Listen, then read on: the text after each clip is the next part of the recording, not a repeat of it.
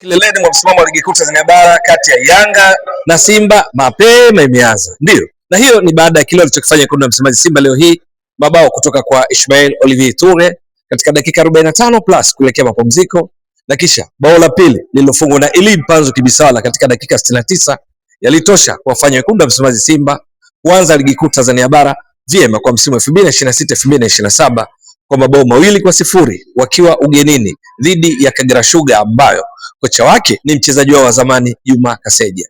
Ni mechi ambayo tangu mwanzo wa mchezo Simba alionyesha dhahiri kwamba wanataka pointi tatu, wakimiliki mpira zaidi, wakishambulia zaidi, ingawa Kagera Sugar chini ya kocha Juma Kaseja ilikuwa imejipanga vyema kuhakikisha wanaziba mianya ya wazi ya Simba kuweza kufunga.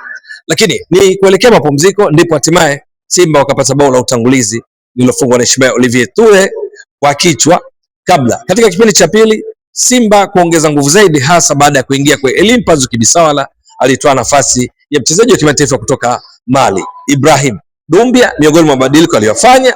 Lakini ni katika kipindi cha pili ambacho dakika ya 54 beki wa kulia wa Simba David Kameta Duchu alijikuta akipata kadi nyekundu na hivyo kuifanya Simba icheze pungufu baada ya marejeo ya picha za video kupitia teknolojia ya VS video support kumsaidia mwamuzi Mrope Saad Mrope kugundua kwamba kulikuwa na faulo. David Kameta Duchu aliinua guu lake zaidi, akaonyesha stadi na kuhatarisha mchezaji wa Kagera Sugar, jambo ambalo hakukuwa na maamuzi mengine isipokuwa ni kumpa kadi nyekundu.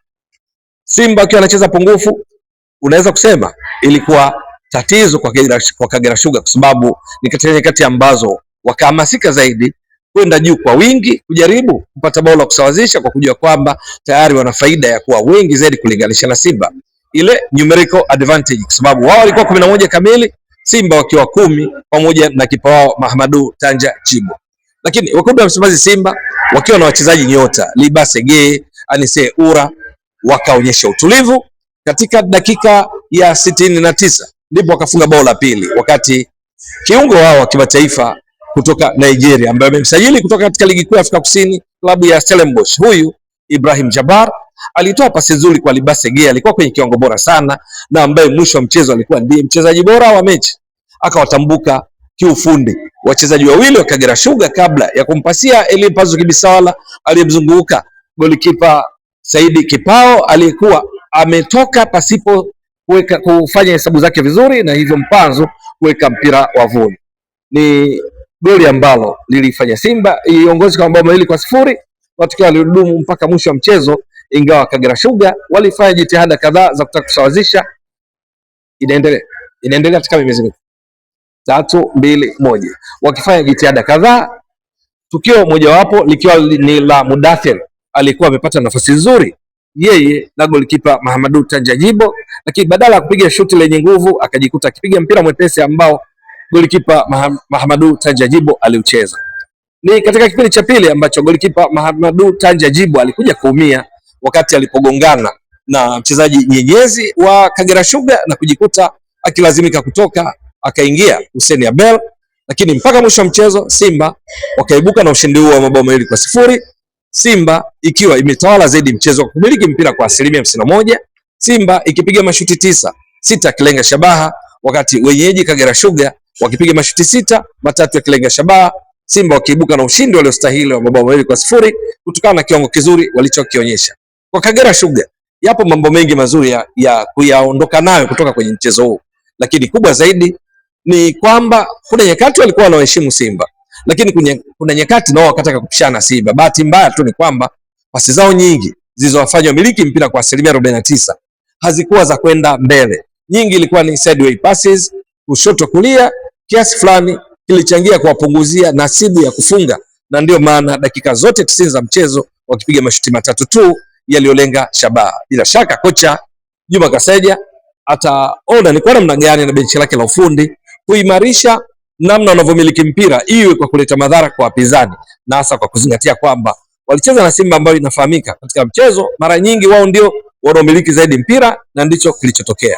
Lakini kwa wekundu wa Msimbazi Simba, jambo ambalo bila shaka kocha Steve Barker hata alichukua kwa timu yake ni pamoja na namna ambavyo aliweza kujibu vyema kucheza wakiwa pungufu. Hakukuwa na kupanic sana, walichofanya wakaja wakaongeza bao la pili lile lilofungwa na Elie Mpanzu Kibisawala.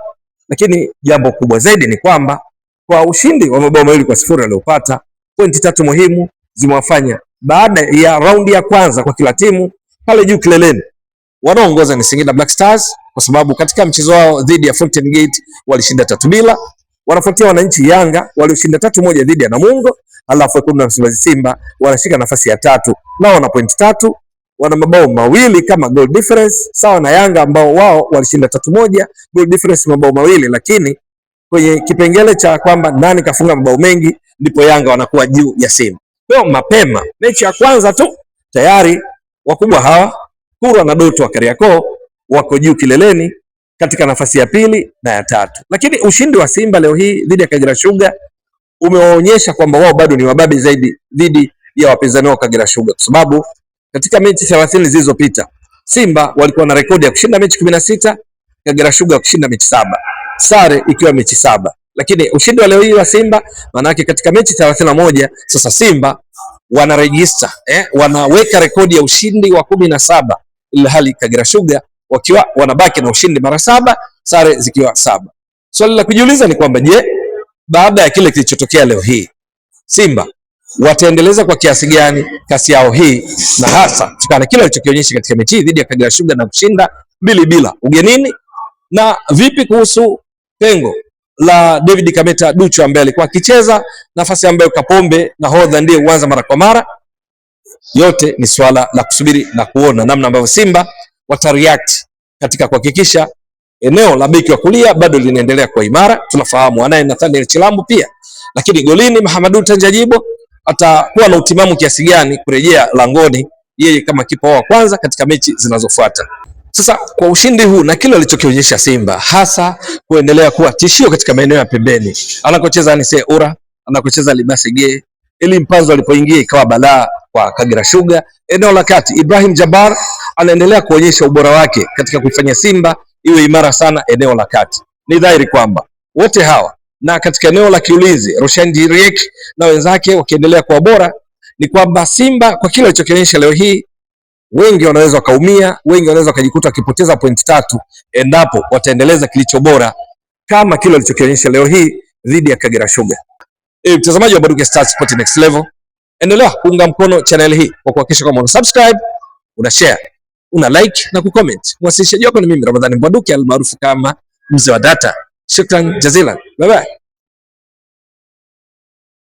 Una like na kucomment. Mwasilishaji wako ni mimi Ramadhani Mbwaduke almaarufu kama Mzee wa Data. Shukran jazilan. Bye bye. Una like na kucomment. Mwasilishaji wako ni mimi Ramadhani Mbwaduke almaarufu kama Mzee wa Data.